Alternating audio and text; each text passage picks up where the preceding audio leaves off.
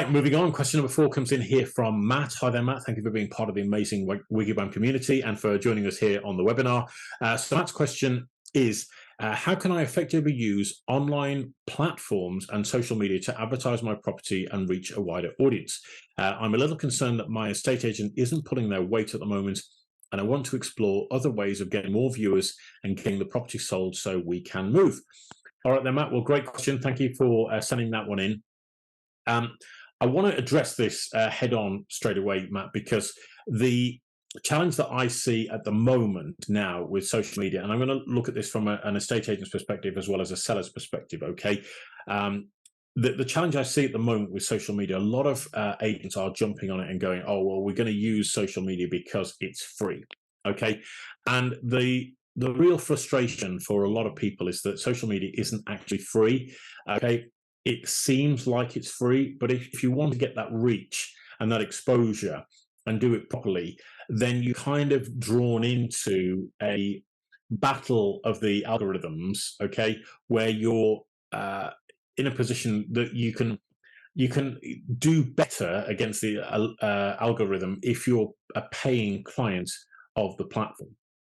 Okay, so that's the first thing I want to mention to you. And the reason I mention that to you is because it then attracts the idea of having to spend money on marketing in a place that you thought was previously free. Now, by all means, share the property online and all the rest of it, but I also have security concerns when you're sharing property out into the wide world where anybody can look at it.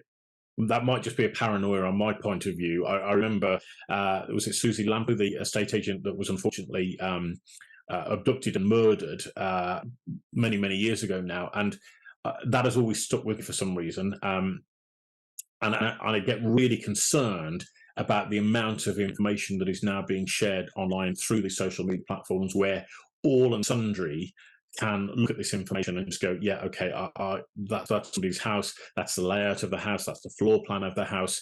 I mean, if you're a burglar, what could be better than getting the inside view of somebody's house and a floor plan, knowing where all the doors and windows are within the property, okay, and probably whether or not it's got an alarm system, all right? Just a concern that I have that I think probably warrants a little bit more analysis than it's currently getting, okay? So that's one thing I want to say to you.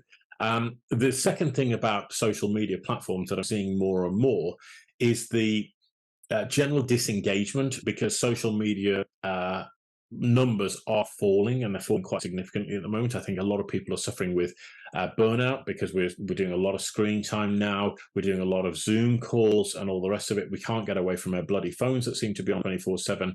And I think social media has kind of had I won't say it's had its day, but I think a lot of people are now becoming more detached from it. And the other thing you've got to bear in mind is that there's an awful lot of noise on a lot of these social media platforms, okay? So, you're sharing a picture of your lovely, lovely house, okay? But that's mixed in with cat videos and prank videos and pictures of people's dinner and pictures of people's holidays. And I think it makes it really difficult to get traction. And if you look now that even some of the people who have been influencers in the property industry for some time are getting very, very low engagement with their videos, okay, on some of these platforms. Previously, they were getting thousands of interactions. Now they're getting a handful. And again, I think this plugs back into the kind of pay-to-play model that a lot of these platforms are pushing right now, which I think is a real shame, because it's I think it's now making people the commodity that's being traded, and people's attention is what's being traded, rather than actually providing a service that it reflects real value for money or reflects real client interaction, if that kind of makes sense. It does in my world, but maybe I'm not translating that too well in today's webinar. But that would be some of the concerns I have about using platforms like this to push it out to reach a wider audience. Now, I'll give you an example. Look, if I go on Instagram, for example, pretty much the only people that I follow on Instagram are people in the property world, okay? So my Instagram feed is full of lovely, lovely houses that people put up there. And there's some stunning stuff. I mean, there was one literally 2 days ago. It looked like, a Bond villain's paradise right on the coast. All right, and it's one of those sort of properties you think, wow, that's incredible. You never get to see it otherwise. But again, am I the buyer for that property?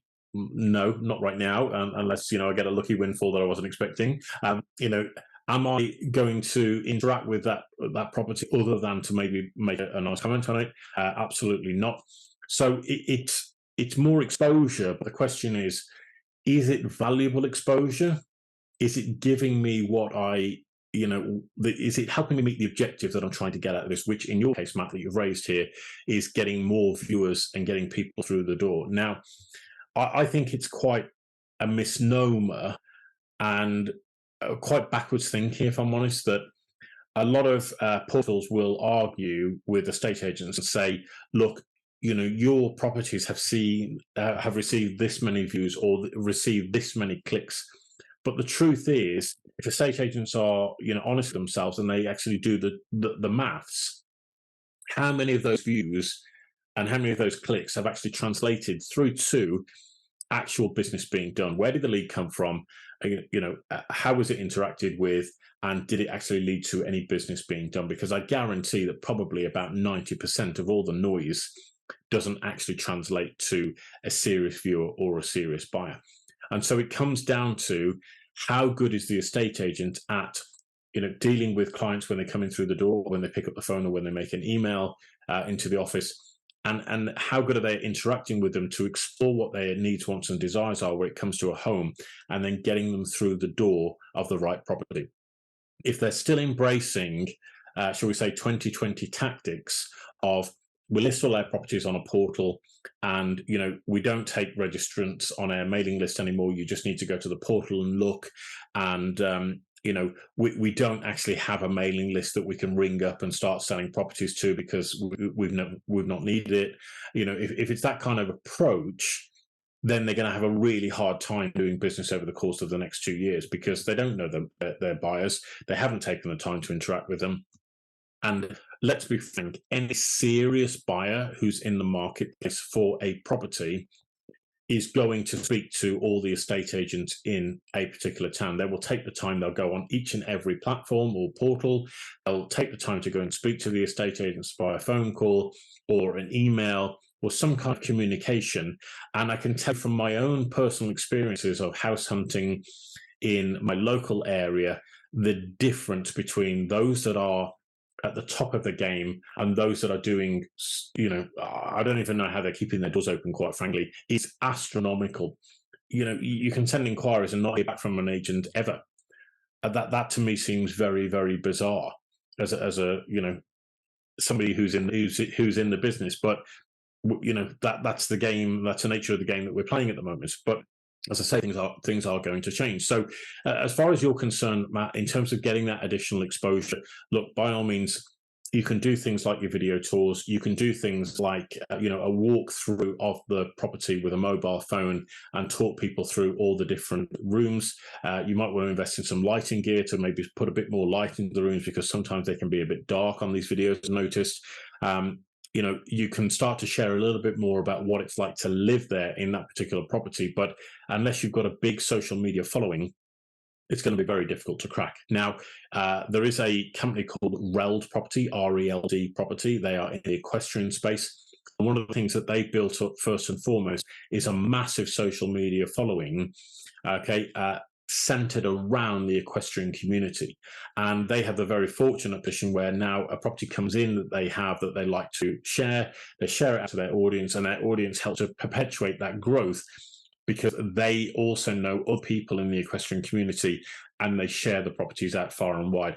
That is a very niche strategy that they've made to conquer because they've invested the time and effort into doing that in that particular niche. Okay, so if you do have an equestrian property there, Matt, I'd certainly recommend you speak to Simon and Melissa at Reld because I think they'll really help you with exposing the property in that regard. But otherwise, I think you're probably going to have more joy in selling your property if you look at the effectiveness of pricing, okay, and if you look at the effectiveness of curb appeal on the property in terms of getting people through the door. So does it look nice when you pull up from the outside? Does it photograph well? is it decluttered internally so that the photographs present nicely, and when buyers come around, they can feel a real sense of home? Okay, that's what I would be focusing my efforts on. And then again, anything that you want to try and do on the platform to spread the news far and wide on Facebook or Instagram or even LinkedIn or anything like that, by all means, feel free to do so. I don't want to set you up for disappointment, so I'd be cautious in terms of what my expectations might be as a result of doing that exercise, Matt. All right, and obviously you can feel free to put it on WiggyWam if you want to. We'd be delighted to, help you get a bit more exposure to the property there. Although, really our main market is dealing with estate agents, so talk to your estate agent, and if they want to plug into WiggyWam, we'd be happy to have that conversation, and we'll get everything set up from there. All right, so good luck with that, Matt. Hope that helps, and wishing you all the very best of luck. All right, ladies and gentlemen, well, that's been the end of today's webinar. Thank you so much indeed for joining us. We're here every week doing these. I absolutely love being able to address some of your questions here and share some knowledge and advice, which I hope you find useful and entertaining. If nothing else, if you want to submit your question to us, you can do so. Send it through to us via email, which is happytohelp@wiggywam.co.uk. That's happytohelp@wiggywam.co.uk. You can also send it through to us on Twitter or Instagram. Handle is @WiggyWam_UK. That's @WiggyWam_UK. Or you can go to our website, which is www.wiggywam.co.uk. That's wiggywam.co.uk, where you can sign up, you can set up a profile on that website and send us your questions through there as well, which would be amazing. So, as I say, guys, wishing you all the very best of luck this week and going forward. Hope you're going to get some time out for your summer holidays as well. Hopefully the weather will pick up and be even more glorious now than we've had over the course of the last couple of weeks. And if there's anything we can do from WiggyWam to help and support you in your journey, it would be our pleasure to do so. So thanks ever so much indeed for joining, guys, and wishing you all the very best of luck in the future. Good night and God bless. Thank you so much. Bye-bye.